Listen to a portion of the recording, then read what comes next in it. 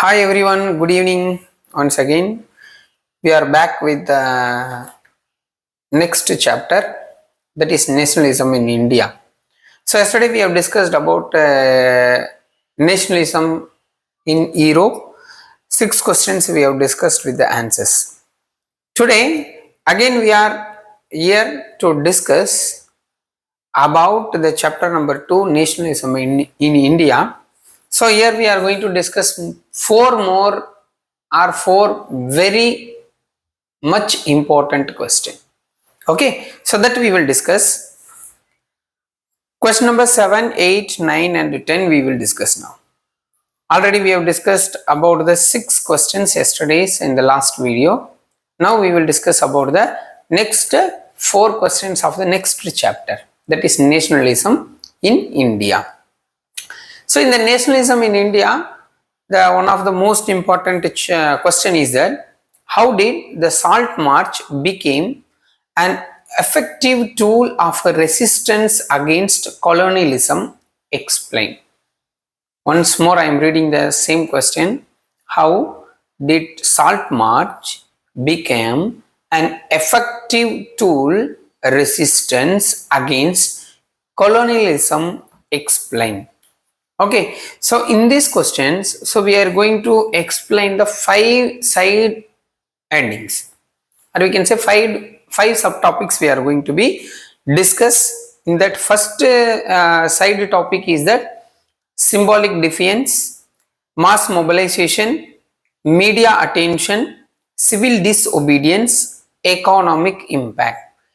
Yesterday also same I told, before we are going to write the answer we must have to understand the questions properly. So when we are understand the questions properly, automatically we may come to know about the answer. Correct. So what the answer we have to give, and framing of the answer idea automatically it will come in the mind. Okay, so we will discuss the question, how did the Salt March become an effective tool of resistance against colonialism? Explain. The Salt March led by Mahatma Gandhi in 1930 was an effective tool of resistance against British colonialism for several reasons.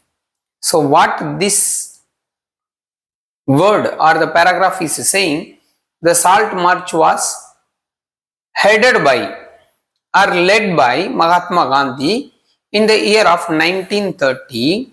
It was an effective tool. This is a kind of tool. What is the tool? The Salt March is a tool of resistance against British colonialism, against the rule of the British. This Salt March is one of the main and important tool for several reasons. Several reasons means for the many reasons. For the many reasons to against the resistance, the Salt March became an important tool in the year of 1930, which was led by Mahatma Gandhi. Okay, ma. The first important tool or first important point about this Salt March is that symbolic defiance. By making salt, Gandhiji directly challenged the oppressive British salt tax, symbolizing resistance to colonial rule. So in this is a saying about symbolic defiance by making salt. So we know better, Gandhiji manufactured the salt to break the salt law. Why? Because the Britishers had imposed the high tax on the salt. This was the main and important reason. Correct? Symbolic defiance by making salt, Gandhi directly challenged oppressive British salt tax, symbolizing resistance to colonial rule. This is the first point. Second point, mass mobilization. The 240-mile march united people across India, showing widespread support for the independence and fostering national unity. So we know better, 240 miles this salt march was held, correct, from Ahmedabad to Dandi. That was known as, that the distance is known as salt march, 250 miles, 40 kilometers, correct. So they were walked, and the mass mobilization, mass means big, mobilization means advertisement, mass mobilization. So the salt march mass, one of the mass mobilization for what? Widespread support for independence and fostering national unity. So this salt march is one of the main and important for the independence, to widespread the support, to seeking the support around the national wise with the unity. These both are very, very important. Okay, so unity is also important, as well as the widespread support. The people's support is also important. The mass mobilization is the second important point of this question. Third, media attention. Extensive coverage in Indian and international media highlighted the Indian struggle and garnered the global sympathy and support.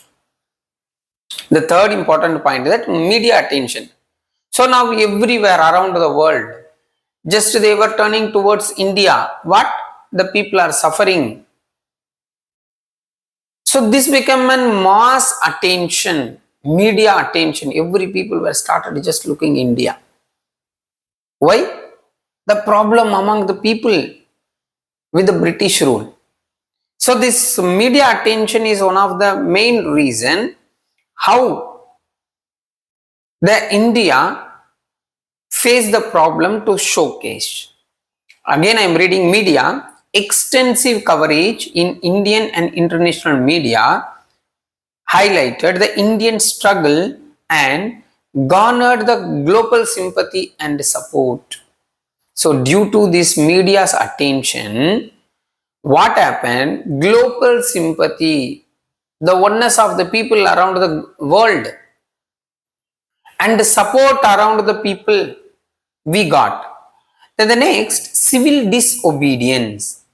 The peaceful breaking of British laws showcased the unjust nature of colonial rule and highlighted the power of non-violent protest. So this Mahatma Gandhiji's main and important goal is that it should be of non-violence. So whatever the effective that we are taking for bringing the independence India, it should be non-violence. This is the first and foremost goal of Mahatma Gandhi.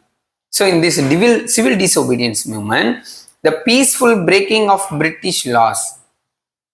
Okay, so whatever the laws was imposed by the Britishers on Indians, it should be break peacefully, showcased the unjust nature of colonial rule. So that was showcasing that unjust rule of the colonial rule and highlight the power of non-violent protest. So this was given an important changes, revolution just against the British rule in India. So the civil disobedience movement is one of the peaceful breaking of British laws showcased the unjust nature of colonial rule and highlighted the power of non-violent protest. This is the fourth point. The fifth point, economic impact. Encouraging Indians make their own salt and boycott British goods, weakened British economy and control and promoted the self-reliance. This is the last point and very important point in the economic impact. So in the economy of the foreign goods, are the British goods are boycotted by the Indians. Boycotted means stopped buying, are against that particular things. So the economic impact, it was encouraging Indians to make their own salt because the tax was high. The Indians were paid more taxes on salt even. That is what the salt march. was done by the Mahatma Gandhi, and it was given the chance to be self-reliance of the Indians.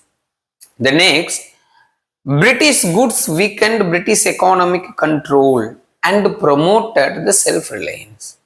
So this is the points which you have to write for these questions. The question I am reading again. How did the Salt March become an effective tool of resistance against the colonialism in India? Explain.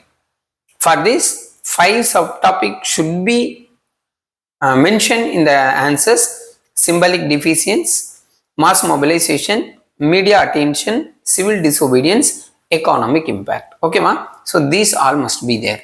The next question, let us see. The plantation workers in Assam had their own understanding of Mahatma Gandhi, and the notion of Swaraj support the statement with arguments. Again, I am reading. The plantation workers in Assam had their own understanding of Mahatma Gandhi and the notion of Swaraj support the statement with arguments.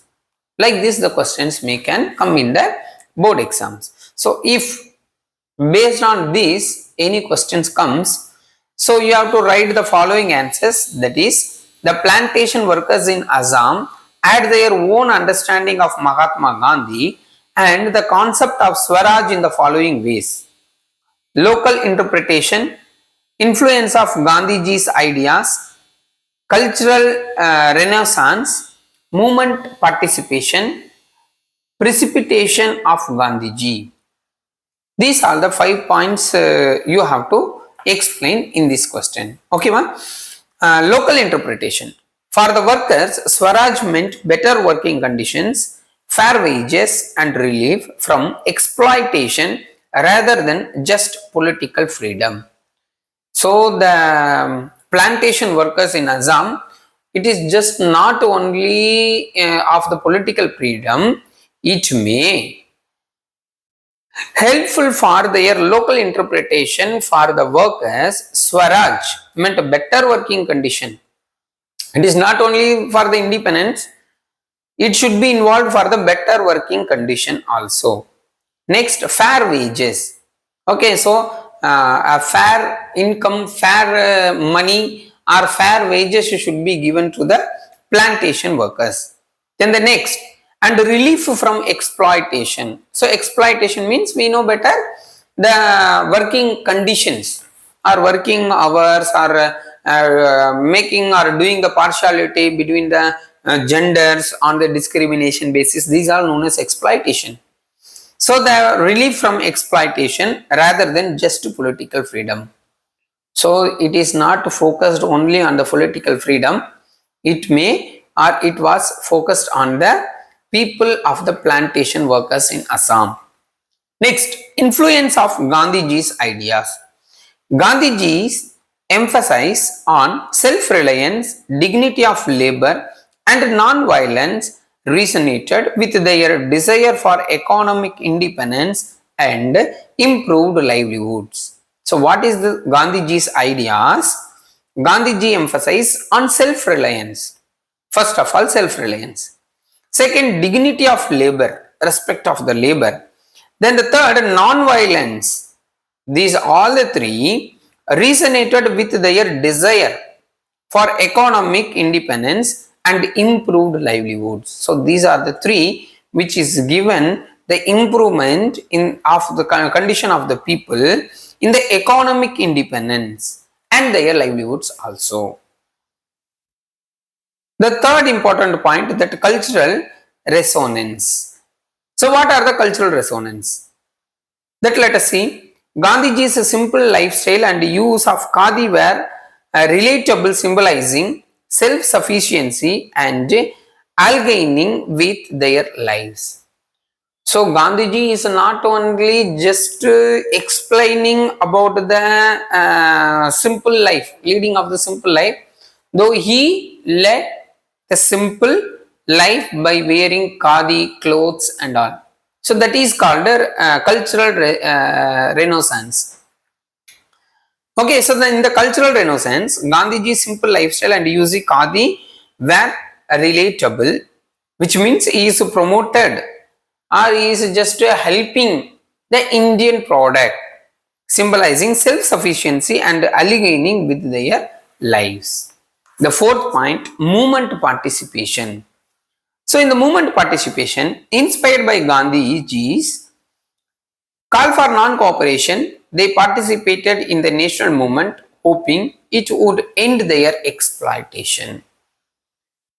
So the movement was participated on the idea which is inspired or which are given by Gandhiji's, that is known as non-cooperation. They participated in the national movement and not only participated, hoping it would end their exploitation. So they were believed that the Gandhiji's ideas, which means the non-cooperation movement, okay, so that may support in their life to end the exploitation. The last point, precipitation of Gandhi. Perception of Gandhi. Gandhi was seen as a messianic figure who would bring justice and change, reflecting their deep faith in his leadership. This is the last point. Okay, so Gandhi was seen as a messianic figure who could bring justice and change, reflecting their deep faith in his leadership.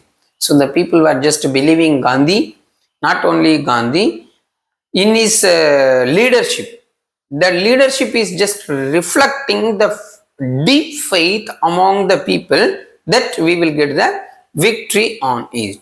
Okay, so this is the next question, that is the plantation workers in Assam had their own understanding of Mahatma Gandhi and the nation of Swaraj. So if this statement is coming, so you have to explain all these 5 points. Okay, so the next question, let's go. Evaluate the contribution of folklore songs, popular prints, etc. in shaping the nationalism during the freedom struggle. So during the freedom struggle in India, the contribution of folklore songs and popular prints, how it has helped for shaping the nationalism. What are the contribution of these points?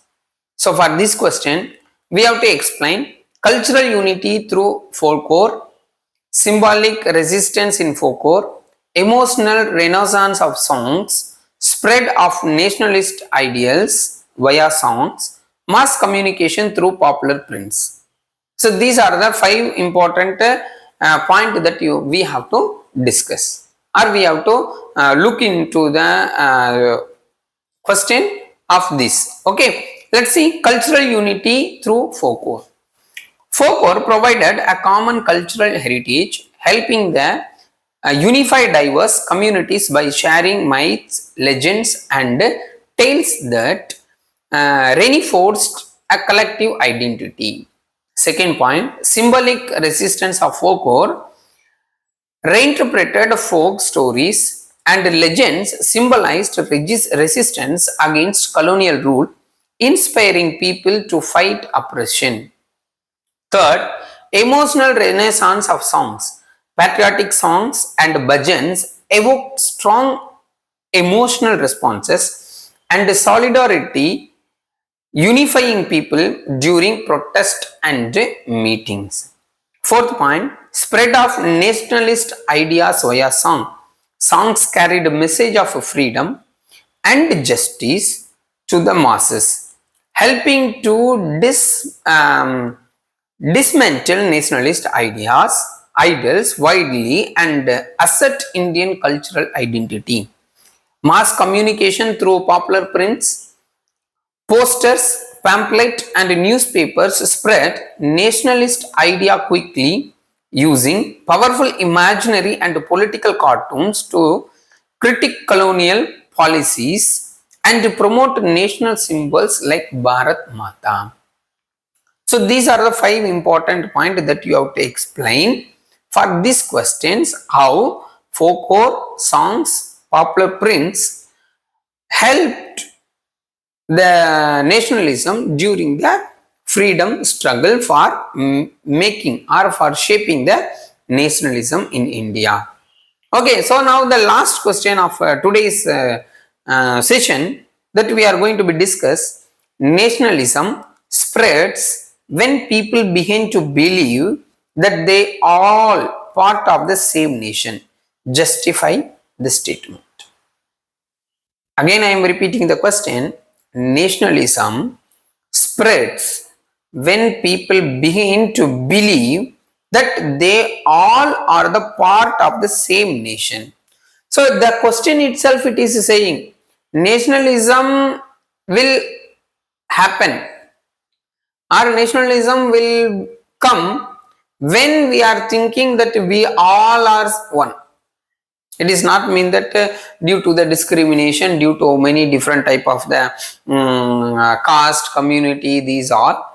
If you are thinking you these, I these, then nationalism unity will not come. It will not be there. So when we are thinking that we are one, we are safe, then only the nationalism can start. The country can unite, the nation can be unite. So we have to justify this statement. Just again I am reading the same question. Nationalism spreads when people begin to believe that they all are part of the same nation. Justify the statement. In this question we will discuss, or we have to write about common identity and unity. Second point, cultural and historical bonds. Third, political mobilization. Fourth, economic cooperation and development. 5, resistance against external threats. First point, let me read. Common identity and unity. When people identify with a nation, they feel a sense of belonging to a larger community. This common identity transcends individual differences such as regional, linguistic, or cultural distinctions. Second, cultural and historical bonds. Shared culture, language, and history play a crucial role in nurturing nationalist sentiments. Common myths, tradition, and historical experiences create a collective memory that binds people together and fosters a sense of national pride and identity. Third, political mobilization. A strong national identity can inspire political mobilization. People who see themselves as part of a nation are more likely to engage in political activities aimed at achieving national goals such as independence, self-governance, or resistance against foreign domination. The fourth point, economic cooperation and development. Nationalism can promote economic cooperation with the nation. When people feel connected, they are more willing to work together towards common economic objectives, leading to the national development and prosperity. Last, resistance against external threats. A shared national identity brings people together and helps them stand united against outside threats. Nationalism encourages people to protect their country's freedom and borders because they feel proud of their nation and want to keep it safe. Okay, students or viewers, these are the 4 very important questions which can be expected from the nationalism in India. So I think you may get somewhat ideas and somewhat how to explain the answers of these questions. Fine. So tomorrow we will see the 3rd chapter, making of a global world. Bye bye. Stay connected, share and subscribe. Thank you.